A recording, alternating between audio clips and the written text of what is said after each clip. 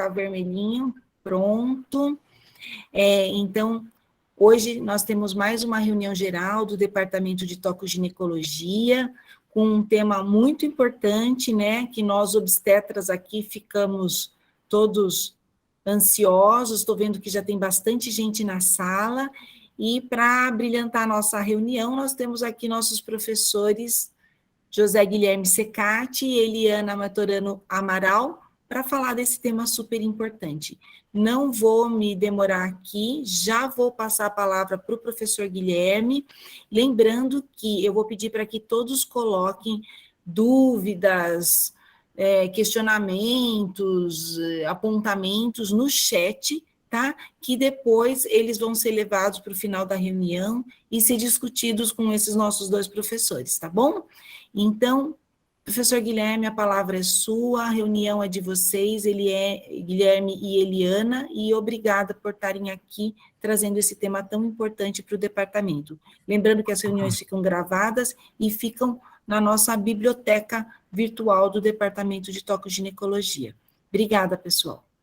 Obrigado, professora Fernanda. Bom dia a todos. É com satisfação que a gente está nessa reunião geral do Departamento de Tocoginecologia, recebendo hoje a professora Eliana Amaral, professora titular do departamento, falando de um tema tão importante que são as estratégias para a redução das cesáreas.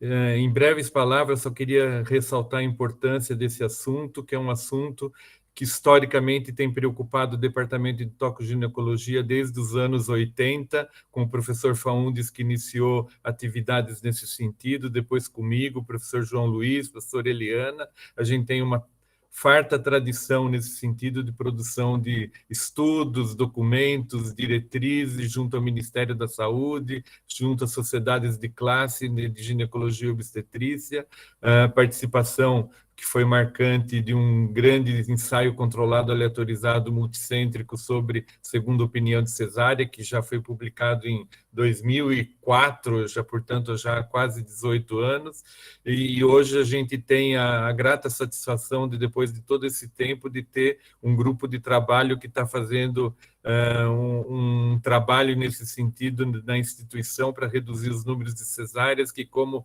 todo mundo sabe, são alarmantes no nosso país, principalmente quando se considera os diferentes setores público, privado ou de convênio, com taxas absolutamente inaceitáveis, sem uma justificativa médica. Mas não vou me estender mais, eu queria agradecer a presença de todos e principalmente da professora Eliana, que vai nos contar um pouco dessa nova experiência que a gente está tendo no CAESME. Eliana? Obrigada, Fernanda, pela oportunidade no departamento. Acho que realmente não só é muito importante a gente estar aqui hoje, mas o fato de que o departamento hoje oferece aí uma coleção, entre aspas, de vídeos com aulas de altíssima qualidade. A gente acabou de discutir a questão da utilização dos recursos digitais, como eles facilitam, e eu acho que isso aqui é um exemplo de como muita gente poderá ter acesso. Então, o Guilherme fez uma pequena introdução, e foi ótimo que ele já situou um pouco historicamente e no contexto aí da nossa atuação como grupo. Eu preparei essa conferência que deve ser o mais dialogada possível, eu não me importo com isso, o problema é sempre o tempo, para falar um pouquinho do que acontece no mundo, né, da literatura, para depois focar, então, nos nossos dados e nas nossas iniciativas, e muitas das pessoas que estão nessa iniciativa estão aqui conosco hoje. Então, eu vou projetar. Como sempre, a gente espera que tudo dê certo. Cadê ele? Onde está meu bem?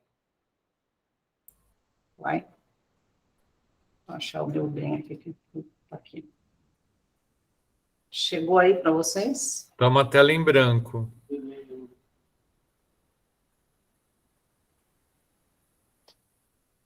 Chegando? Não. Ups. Estranho.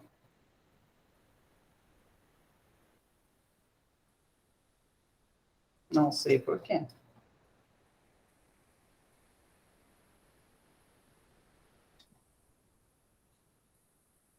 Eu vou sair e fechar. Agora está a tua tela inteira. Então vou abrir. Não era para acontecer isso.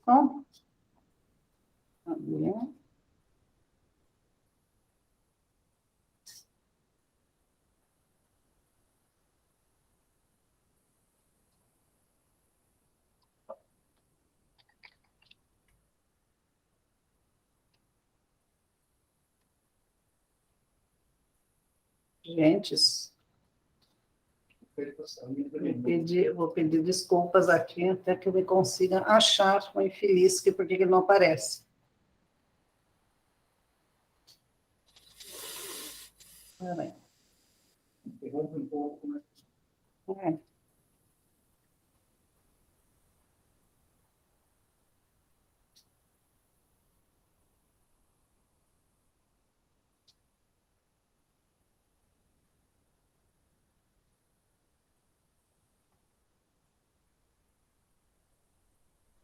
Vou tentar mais uma vez sem sair. Vamos ver se dá certo. Tá? Desculpa.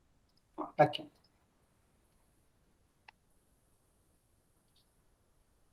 Chegou aí? Agora está entrando, sim. Falta Tá. só botar em full screen. Para mim está em full screen, tá? Para vocês? Não. Mistério. De novo, mistério. Eliana, clica no livrinho. No livrinho. Isso, Mas eu já usa o modo leitura. Ah, entendi. Isso, agora tá. Ah, entendi, tá bom. Opa, então tá bom, obrigada, gente. Vivendo e aprendendo no mundo digital. Então, tá bom.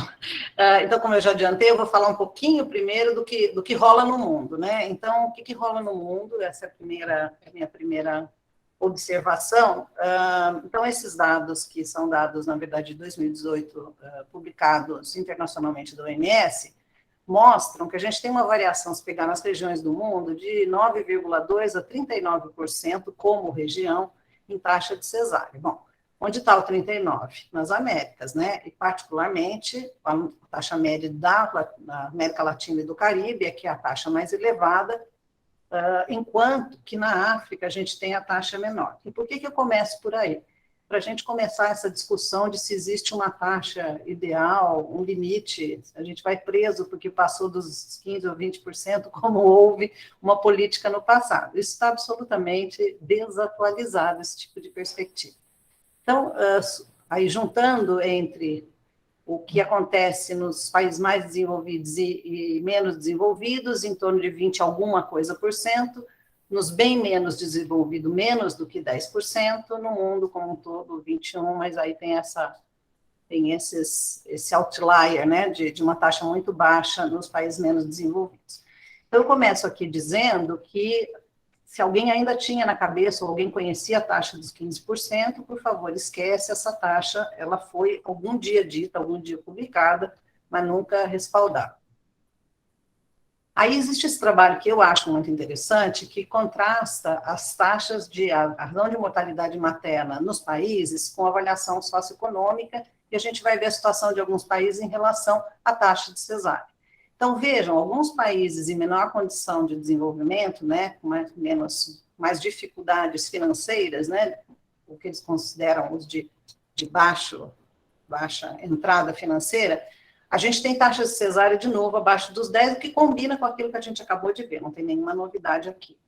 E mortalidade materna, aqui está a novidade, o dado agregado a isso, é a mortalidade materna mostrando uma razão de morte materna muito elevada, de 400 aqui a 1.000, para estes dados especificamente. E aí, se a gente olhar do outro lado, se a gente pegar países mais desenvolvidos, que têm taxas de razões de mortalidade materna mais baixas, e eu vou usar do 20 para baixo e olhar para cá, que são bastante baixas, as taxas de cesárea, elas variam, então tem uma Itália com 40 e tem aqui uma Holanda com um pouco menos do que 20, mas o que eu queria dizer é que nesses países, então, uma concentração aqui ao redor, 20%, 30%, alguma coisa por aqui, tá? Então, aquele 15%, vamos esquecer, aquele 15% não dá, não tinha fundamento, e com várias mudanças que aconteceram, inclusive mais cesáreas primárias realizadas, não há que se falar mais nesse 15%, que nunca mais a gente se atém a ele. E ter baixa cesárea, não é, nesse nível, isso não é um bom sinal, isso é um mau sinal, esse sinal é falta de acesso à cesárea. E esse é um outro lado. Então, cesárea necessária é aquela que precisa ser feita na taxa necessária, na hora necessária. Não existe esse conceito numérico tão rígido. Bom, só queria chamar atenção para o Brasil, né? O Brasil nem lá, nem, né? Ele não, nem é tão pobre para estar na categoria aqui verde, nem é tão rico como os outros, está na categoria intermediária, mas bomba na taxa de cesárea. Então, tem alguma coisa aí que realmente não dá para a gente negar. Então, para a Organização Mundial da Saúde, em 2015, uma grande preocupação naquela época era justamente a falta de acesso de quem não tinha acesso. Mas o tema da cesárea e do excesso do uso da cesárea, eu estou hoje participando da FIGO, na Federação Internacional de Ginecologia e Obstetrícia, e nas reuniões da Divisão de Saúde Materna e Infantil e gerais da FIGO, a cesárea vai ser provavelmente um dos temas, um dos eixos de atuação em relação ao mais e ao menos e as suas complicações ou as suas vantagens, então, sem juízo de valor, na verdade, é o bom uso. Uma preocupação que não tinha muito na literatura antiga, que a gente tem hoje, é a preocupação com a placenta prévia, né? Então, essas são imagens nossas aqui, de casos de que quem é do ramo, ao olhar um negócio desse, entra em taquicardia, o que realmente é uma situação muito grave, de acretismo com percretismo, e uma possibilidade, um risco de vida imenso para a mãe, que estando num serviço desse nível de complexidade, a gente tem como resolver, mas isso nascendo assim, insuspeitadamente em algum lugar, é um verdadeiro desastre.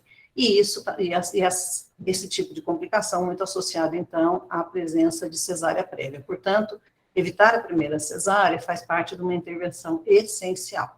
Os outros têm problemas estéticos, mas não é esse o problema. Nosso problema específico é o problema de risco de vida.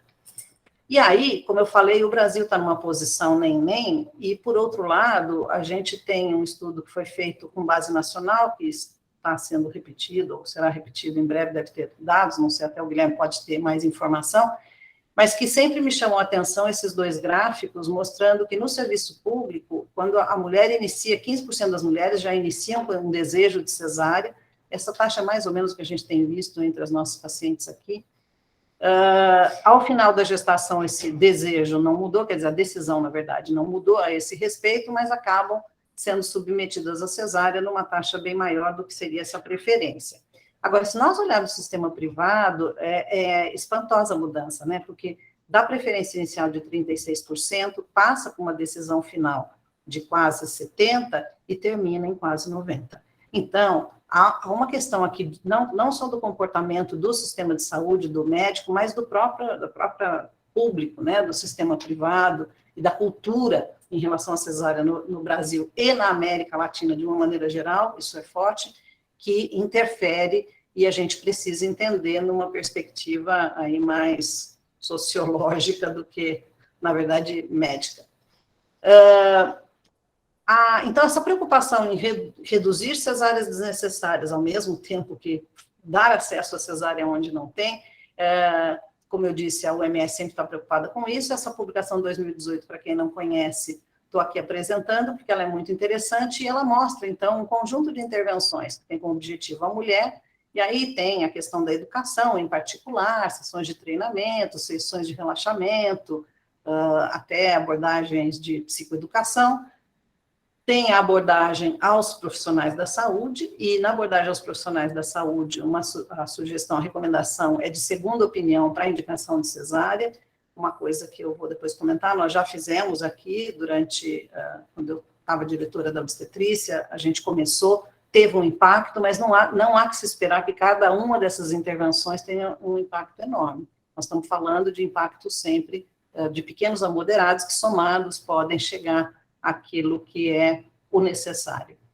Além da segunda opinião, isso é, a indicação de cesárea ter a opinião de um outro profissional, tem a outra intervenção, que é a auditoria, né, que é acompanhar as taxas, acompanhar o perfil e discutir com feedback aos profissionais de saúde. Além disso, então, também tem intervenções propostas, óbvio, para o sistema todo de saúde ou os serviços, né, e uma das recomendações mais fortes, internacionais, inquestionáveis, é um trabalho colaborativo, multidisciplinar, com a equipe de enfermagem e de obstetrícia, que é uma coisa, então, que a gente está está vendo como está sendo interessante no grupo que nós vamos descrever logo em seguida. Bom, então, a OMS tem essas sugestões, tem trabalhos mostrando que intervenções assim multifacetadas, isso é uma estratégia, uma intervenção que ponha vários desses componentes ao mesmo tempo, que tenha um efeito, como eu disse, não é milagre, mas, então, neste caso, nesse trabalho de 2017, a cesárea primária em primigestas, que são aquelas que seriam um foco principal para evitar cesárea primária, reduziu de 23% para 14%. Neste grupo específico, né? Não quer dizer, então, que todo o serviço tinha isso de taxa de cesárea, atenção.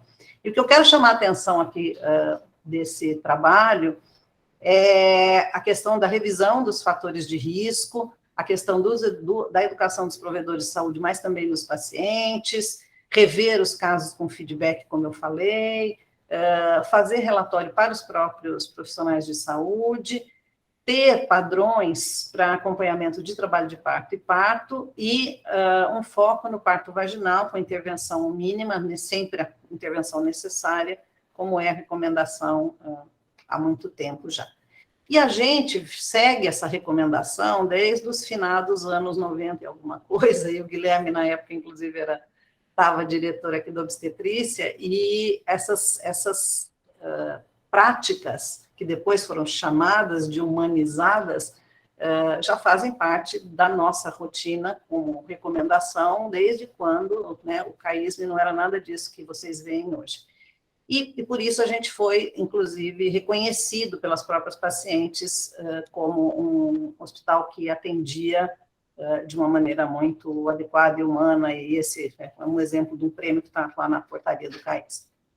Então, reduzir cesárea primária é um dos segredos do sucesso, óbvio que não é a única, e a subida da taxa de cesárea primária, ela acompanha, de forma muito paralela, a subida da taxa de cesáreas em geral. Então, este é um grupo que deve ser grupo foco das nossas intervenções. Agora, que cesárea precisa ser feita, né? Existe uma zona de limbo bastante grande em relação a isso.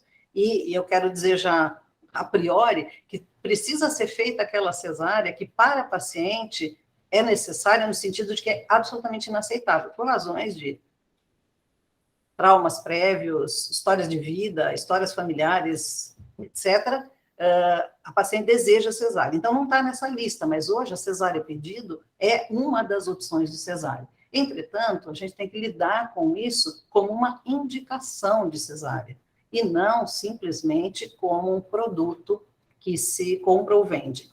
Então, aqui eu apresento uma parte da lista das indicações de cesárea eletiva do NICE, que é a iniciativa no Reino Unido, que acompanha a qualidade de assistência e produz documentos muito, muito importantes. Aqui então tem uma lista, não importa quais são os nomes, mas óbvio a placenta prévia está lá. Mas o que eu quero dizer é que esse é um guia, vamos dizer assim, daquilo que seria indicação de cesárea a priori, ou não seria a priori, mas que pode se tornar no processo de evolução. E as recomendações do NICE foram muito utilizadas para inspirar o grupo de trabalho que fez as diretrizes em relação à cesariana no Brasil há alguns anos atrás, e eles aproveitaram bastante vamos dizer assim, esse material do NICE.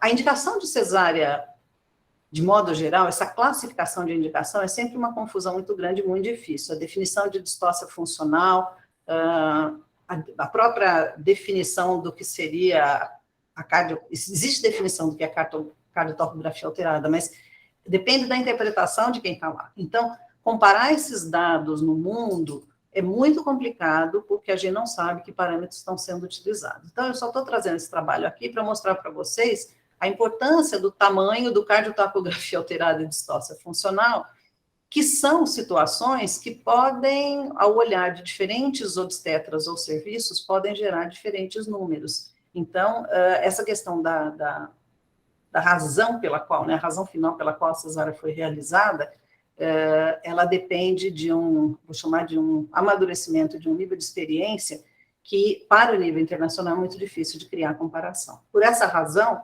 existe a tal classificação de Robson, que se simplifica porque ela se apoia na paridade da mulher, se ela está de termo ou não, se o feto é único ou não, se o parto começou um induzido, ou se é uma cesárea sendo indicada no início do trabalho de parto. E estão aí marcados os grupos 1, 2, 4 e 5, ou 1 é o grupo das mulheres que, então, estão grávidas pela primeira vez, será o primeiro parto, né? Com feto único, mais que 37 semanas de termo, trabalho de parto espontâneo. O grupo 2 é essa mesma mulher, mas o parto está sendo induzido ou elas estão sendo submetidas a cesárea antes do início do trabalho de parto, pelas várias razões que possam estar indicando a indução ou a cesárea. Então, as várias razões também não estão nessa classificação, e também certamente vão influenciar fortemente as taxas de cesárea. Por exemplo, aqui no CAISM, que a gente tem um elevadíssimo, e agora mais elevadíssimo ainda, percentual de mulheres que têm complicações de uma gravidade muito grande. Então, não dá para ter, de novo, um pensamento rígido e fixo a esse respeito. O grupo 5 é das multíparas que tem pelo menos uma cesárea anterior, e essas também devem ser um grupo para a gente se preocupar, porque essas são pacientes, então, que estão tendo que tiveram a primeira cesárea, estão aí aquelas que tiveram a primeira cesárea, aonde a gente sabe que também precisa colocar foco. Ou multíparas que estamos induzindo, porque sabidamente a indução aumenta a taxa de cesárea. A tabela tem um monte de número, difícil para quem está de longe ver, mas eu só estou apontando de novo que no estudo do Global Survey na América Latina, lá no início dos anos 2000, né, entre 2004 e 2005, já mostrava que os grupos 1, 2 e 5 são grupos bastante numerosos, grupos que devem, em quem a gente deve focar, vamos dizer assim, as intervenções, bons grupos para focar a intervenção, que são, então, aquelas que tiveram cesárea anterior, com uma gravidez ou com mais, e as primigestas com partos que estão sendo induzidos ou estão fazendo cesáreas eletivas por razões variadas, ou estão em trabalho de parto e, eventualmente, aparece uma distócia funcional ou uma cardiotocografia que gera dúvidas e, então, se indica cesárea. Então, o aprimoramento, vamos dizer assim, do nosso olhar obstétrico deve estar nesses grupos. Então, a cesárea prévia, ela, lá no passado, décadas atrás, tinha uma coisa de que uma vez cesárea, sempre cesárea, isso não é verdade, né? Então, a gente tem hoje, claro, né, a segurança e a possibilidade de fazer o parto com a cesárea anterior, e neste caso, nós devemos, então, focar as ações, um dos grupos que a gente deve focar as ações de orientação e tal, e preparação, é para essas mulheres. E o que aumenta a chance de que a paciente tenha cesárea? Isso é, menos chance de sucesso vaginal quando ela tem uma cesárea prévia. Se ela nunca teve outro parto vaginal, isso é, ela teve uma cesárea, não teve parto vaginal prévio, agora vai parir. Essa paciente que teve parto vaginal prévio tem mais chance de dar certo. As pacientes que precisam de indução, tendo cesárea prévia, aquelas que, óbvio, estão com dificuldade de progressão durante o trabalho de parto, porque isso significa aí alguma coisa, né? As obesas também são pacientes com mais dificuldade neste caso. E a classificação do Robson, que começou de 1 para 10, agora já achou subgrupo, né? Então, já se discute separar dentro do 2, aquelas que têm a indução de parto do... Discute não, né? Já se tem utilizado parto induzido ou cesárea antes do trabalho de parto, e também, mais recentemente até, tem quem faça uma subdivisão grande no grupo 10. Então, grupo 2 hoje, grupo 4 e grupo 5 tem subdivisões. Bom, mas o lado, nós falamos bastante, por enquanto, do lado clínico, né, do lado obstétrico, da causa, mas vamos para o lado de lá. E o lado das experiências vividas, o peso cultural, os valores que se dá à cesárea, a dor, etc., são muito diferentes. Eu não sei se a Célia está nos assistindo, se ela tiver, eu vou pedir depois que ela se manifeste. A Célia é uma aluna de pós-graduação e vem de uma realidade onde existe um pavor das mulheres de fazerem cesárea. Então, é o oposto. E para quem vive a nossa cultura, isso parece que não existe, né? Então, a experiência da dor e da aceitação da dor, ela é muito cultural. E outros aspectos que, no caso, podem estar envolvidos, tá? E isso a gente não pode minorar, isso é muito, muito importante em intervenções relacionadas à redução das cesáreas desnecessárias. Esse trabalho eu trouxe porque eu acho ele divertido, que eles estudam alguns fatores associados à taxa de cesárea, e um deles é o gênero do profissional, e o gênero masculino aumentaria o risco, eu não sei, nós não estudamos aqui no CAISM, tá? Então, só trouxe de brincadeira com vocês, mas é um achado nesse caso, né, nessa casuística, e óbvio, partos de alto risco, né, que no nosso caso é muito importante. Ou também partos realizados por obstetra versus não obstetras. Então, eu já me referi à cesárea pedido, a cesárea pedido, ela tá hoje, ela é bastante aceita, vamos chamar assim, na literatura, entendido a pedido após suficiente e adequado esclarecimento, e esclarecimento sem viés, e esclarecimento que seja muito mais acolhedor do que a paciente quer, do que a imposição do que eu acho, mas existe uma preocupação sempre com cesárea eletiva, seja a causa que seja a indicação que for da eletiva, que ela não aconteça próximo à maturidade, porque esse feto essa criança daí pode, então, ter insuficiência respiratória, e por isso a recomendação é que cesárea eletiva seja aos 39 semanas.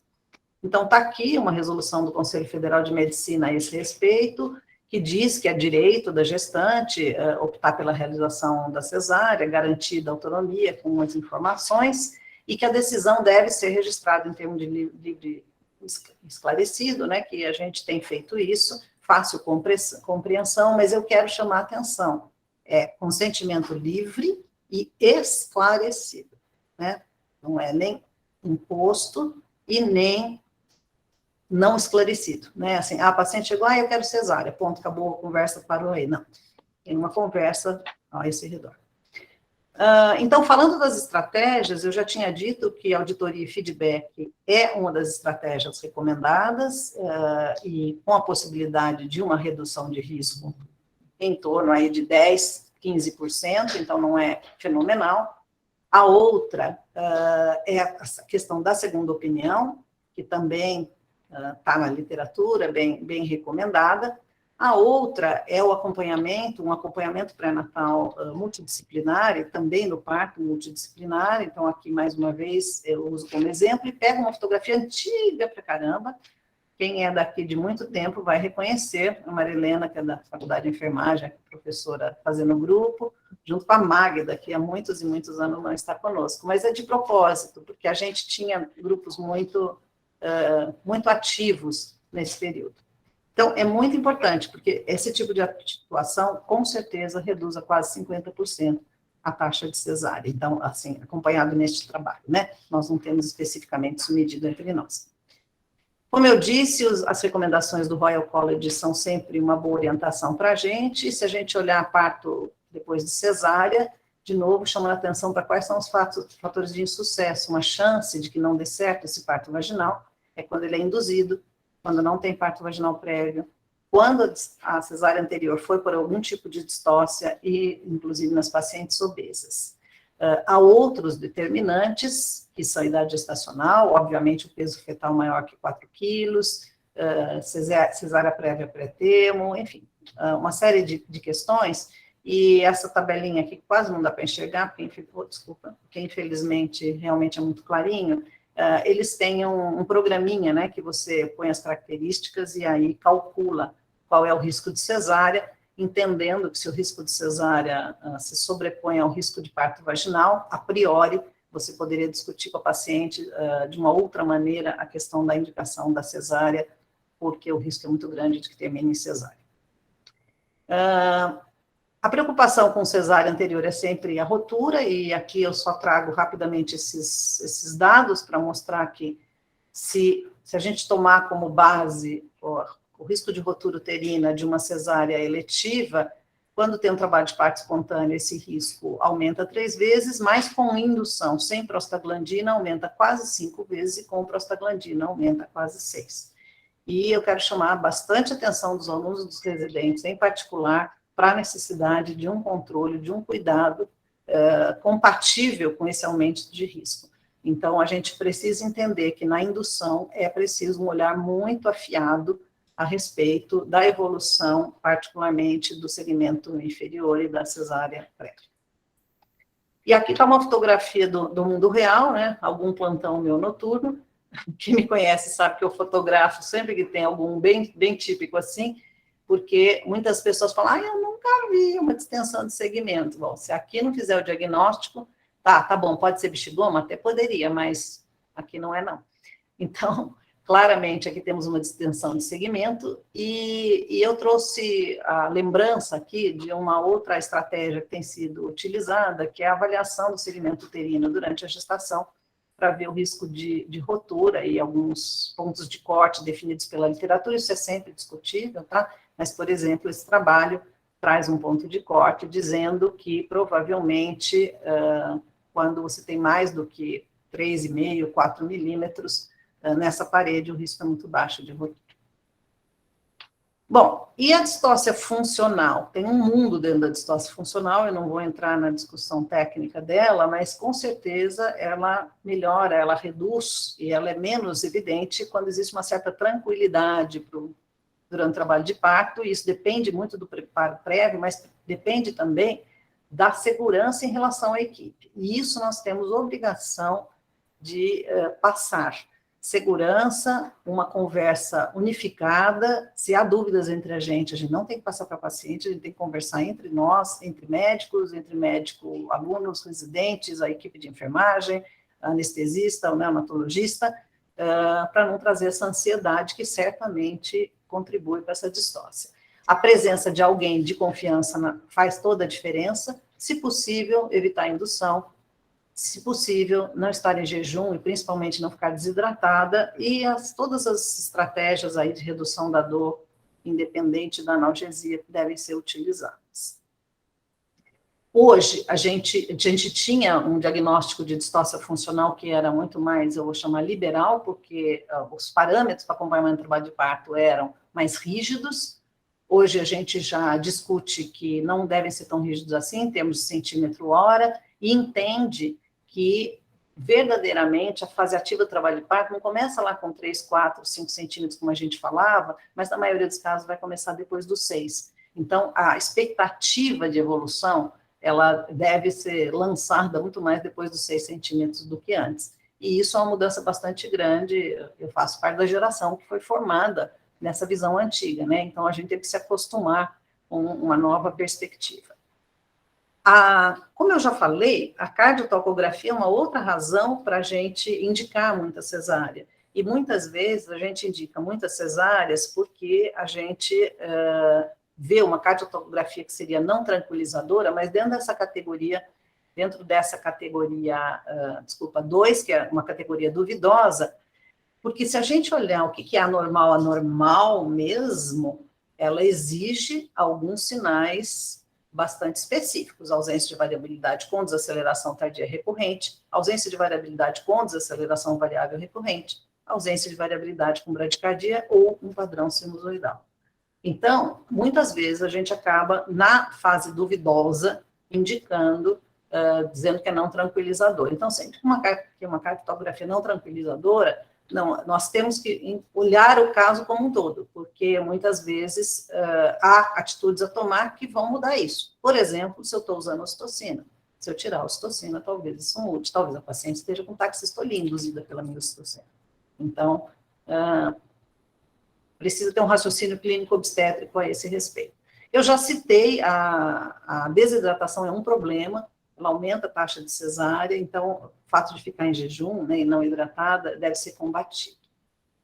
E claro, se eu tenho indicação de cesárea, acima de tudo tem que ter uma boa técnica, tem que estar bem treinado, seguir protocolos e tomar muito cuidado. E como eu brinco com os residentes, você tem 2 segundos para chegar perto do útero, se o caso for de uma absoluta emergência, mas eu vou segurar a sua mão para você abrir delicadamente esse útero.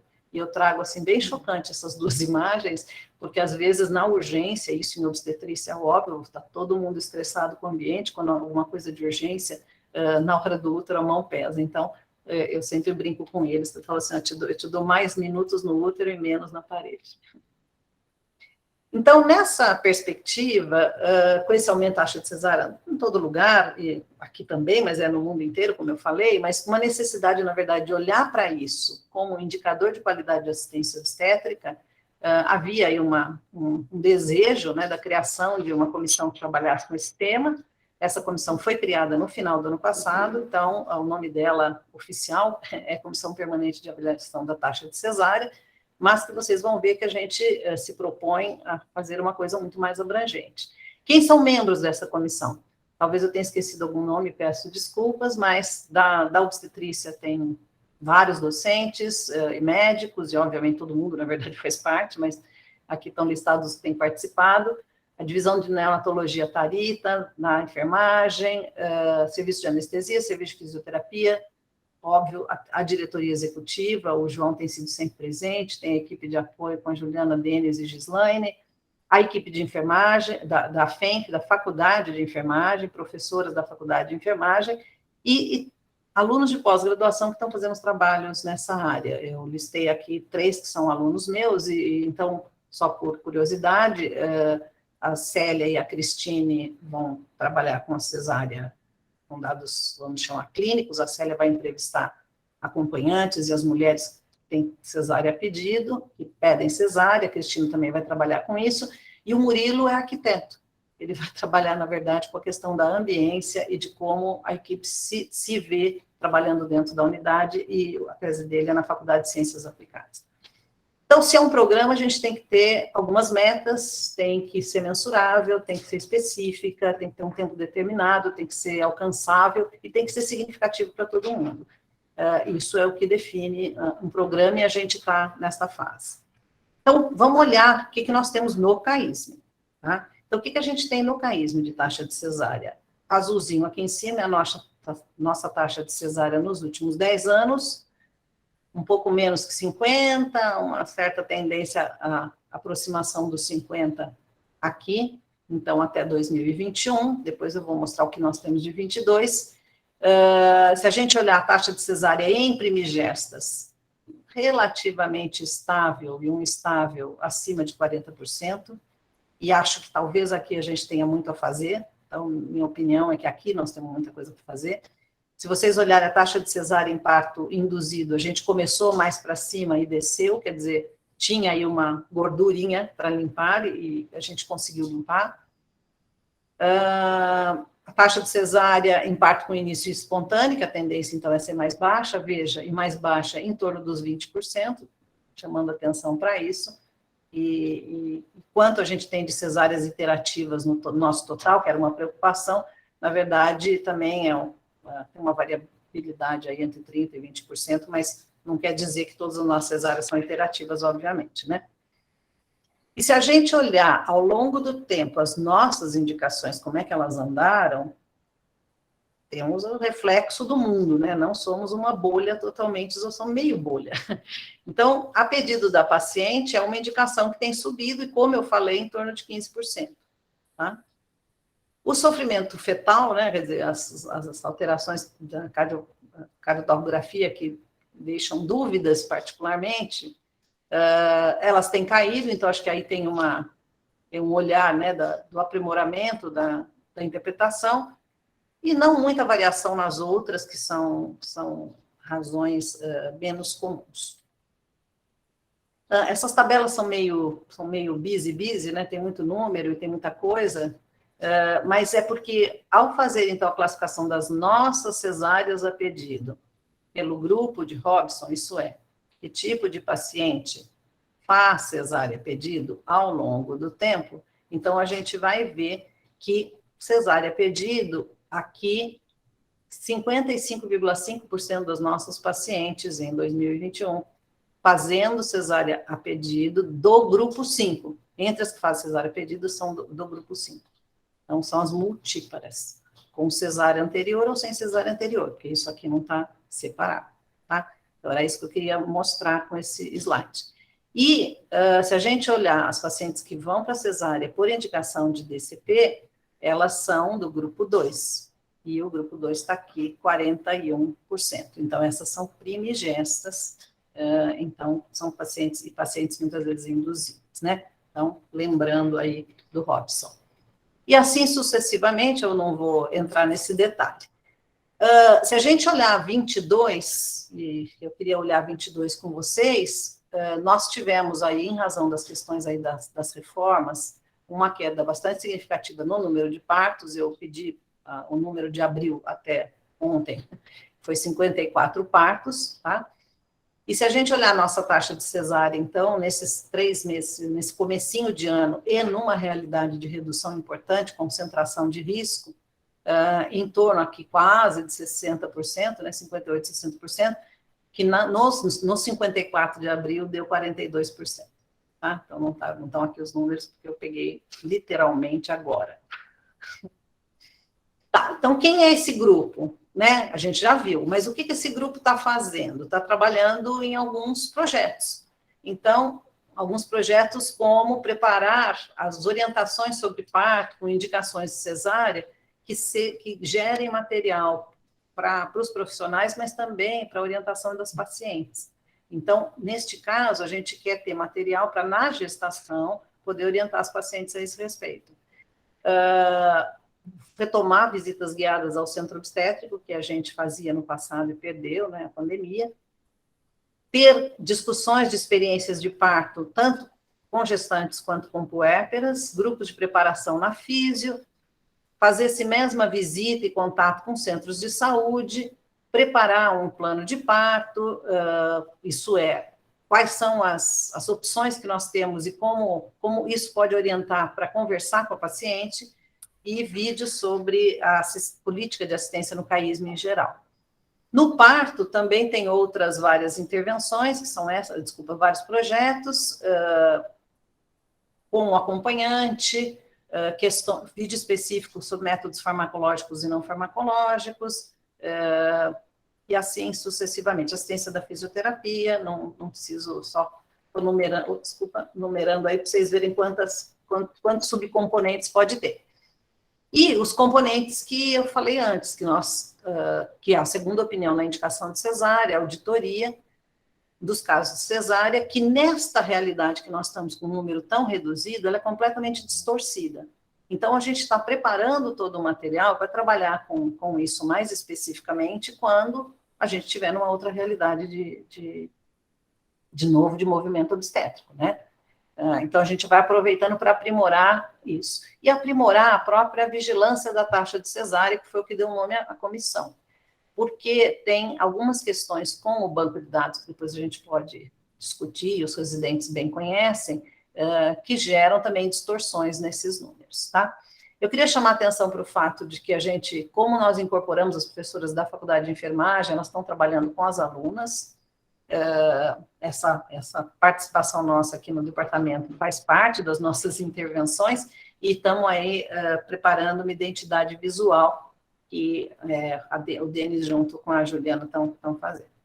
E se der certo, eu vou mostrar para vocês pelo menos um pouquinho disso aqui, que é um vídeo que foi parte das atividades regulares da FENF, que essas professoras fizeram com as suas alunas.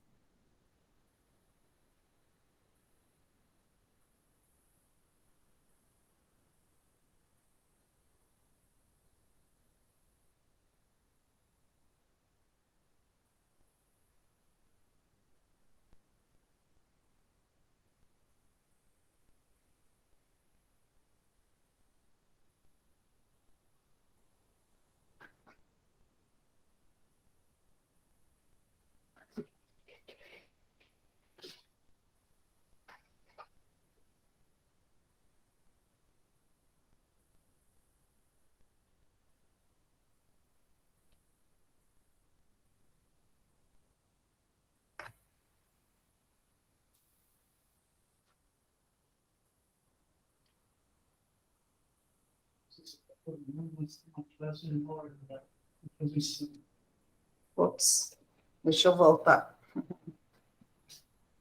Tá, então a minha ideia não era passar inteiro. Espera aí, deixa eu tentar me achar aqui de novo. Não está passando para a gente. Ah, não? Não está passando, não. Desculpa. Não, tá, então eu vou. O Renato está falando que dá um atraso na transmissão, porque ele está me ouvindo aqui ao vivo e está me vendo na tela. Ah, tá. Ó, então, eu vou abortar essa ideia de vocês verem o vídeo. Infelizmente, o vídeo ele está ainda sendo arrumado, tá? Mas é só para dizer para vocês que, então, já está sendo... Estamos nessa fase. Então, que outros produtos estão em desenvolvimento? A cartilha de orientação sobre parto e cesárea, e isso já foi também parte da produção do mestrado profissional da Raíssa, e ela defendeu agora, no comecinho do ano. A Fernanda, com outras pessoas, estão trabalhando no plano de parto, a gente ainda não tem, na verdade. Existe recurso de emenda parlamentar que vai nos ajudar a criar uma sala de simulação dentro do CO. Essa mesma sala de simulação vai ser uma sala de terapia ocupacional para as gestantes, e a gente tem, então, vai preparar todo vamos dizer assim, um pacote, vamos dizer, de formação para os alunos e residentes, e que faz parte disso também. Então, assim, terminando, né, eu queria dizer que, embora a comissão tenha sido criada com o objetivo específico da taxa de cesárea, a gente entende que cesárea faz parte de um pacote de assistência obstétrica de qualidade, usada quando deve ser usada, da melhor maneira possível, e sempre dentro de uma perspectiva aí de respeito, de um parto respeitoso, né, que considere as questões clínicas e as questões da mulher, mas sem que uma seja, vamos dizer assim, a que manda na causa. As duas têm que conversar, e, claro, sempre a segurança. Isso é nosso papel como profissionais de saúde, garantir segurança no parto para a mãe e para a criança. Então, acho que eu paro por aqui, pena que o delay aí da internet não permitiu o vídeo. Obrigado, Eliana, pela apresentação. Eu gostaria de lembrar que, de acordo com as regras que a professora Fernanda falou, quem tiver alguma dúvida, por favor, coloque no chat a dúvida para eu passar para a professora Eliana responder. Enquanto vocês fazem isso, eu queria fazer uma pergunta, Eliana, que você apresentou nas suas indicações de cesárea, pélvico, após uma tentativa de versão cefálica externa. E a gente sabe que os alunos e os residentes não estão acostumados com isso, porque é uma intervenção que simplesmente no Brasil não pegou e não é feita de uma maneira rotineira em praticamente nenhum lugar. Algum comentário sobre isso? Isso está primeiro, acho que isso está um pouco no pacote do cultural, né?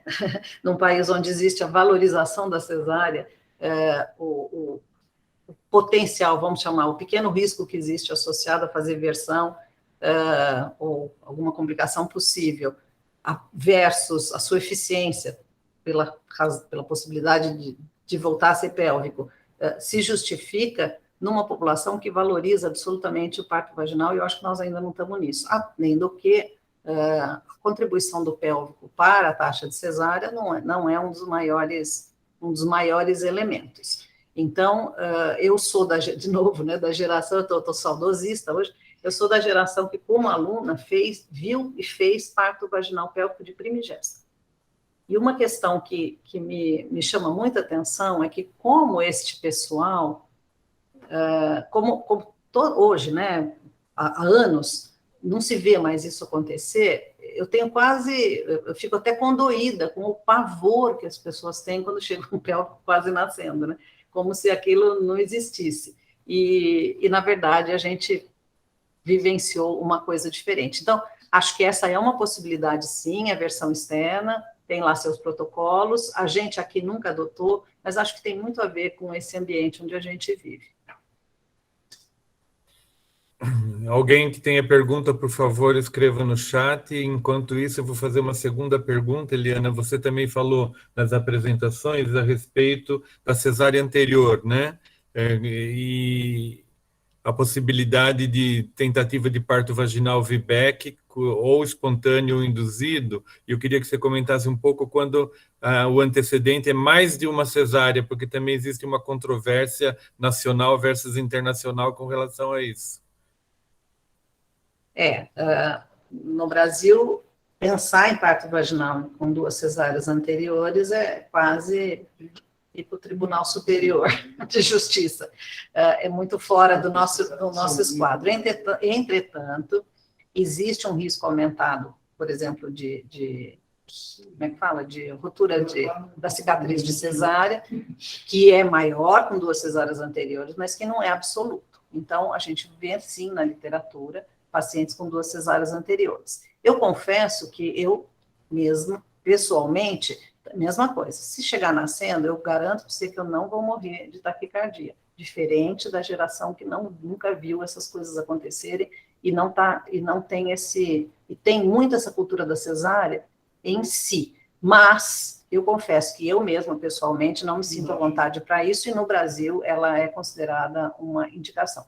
Aliás, eu queria aproveitar, assim, meio quase que na brincadeira, para pedir para as pessoas que estão online levantarem a mãozinha se elas nasceram de cesárea.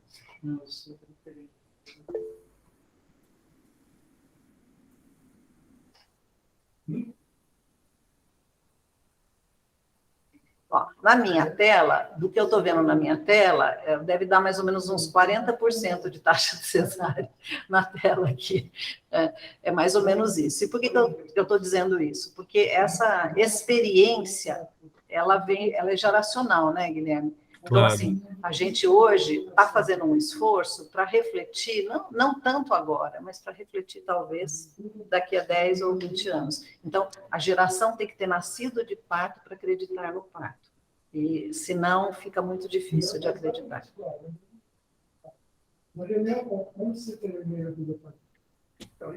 Ninguém tem nenhuma, no chat pelo menos não tem nenhuma pergunta aqui, só uma reafirmação da doutora Fernanda com relação ao que a gente falou de versão cefálica externa.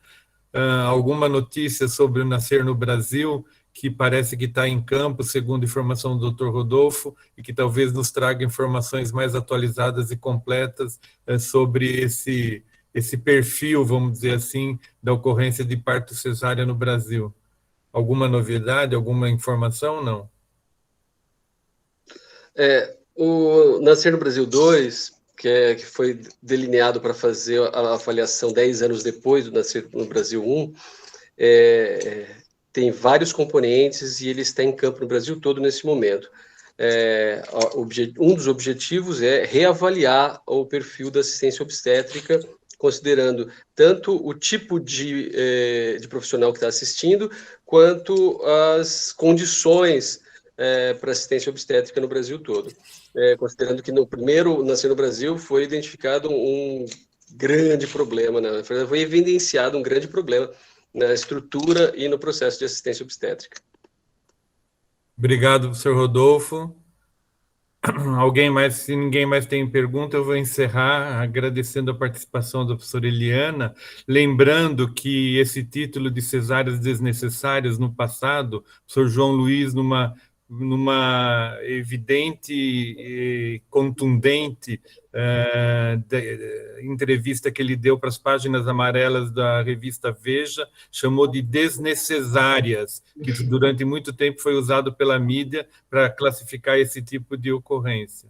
Então, eu queria, só para reforçar o papel histórico que o departamento tem nesse sentido, fazendo votos que seja exitoso esse programa que está sendo tão bem engendrado e que seja colocado em prática para os efeitos que se espera dele. Obrigado a todos, muito obrigado, professora Eliana e os demais assistentes. Obrigada, gente. Bom dia. Obrigada, pessoal. Obrigada, especialmente professora Eliana e professor Guilherme. E eu deixo aqui o convite para a nossa próxima reunião, né, Márcia? Você pode colocar aqui, por favor? Lembrando que a reunião está gravada e que todos podem acessar. Então, na próxima reunião, nós vamos ter uma convidada da Unifesp, a professora Maraí, e o professor Brito, que vai estar moderando a reunião. Conto com a presença de todos vocês. Gente, muito obrigada. Então, dou por encerrada essa reunião e, mais uma vez, obrigada, Eliana, pela apresentação.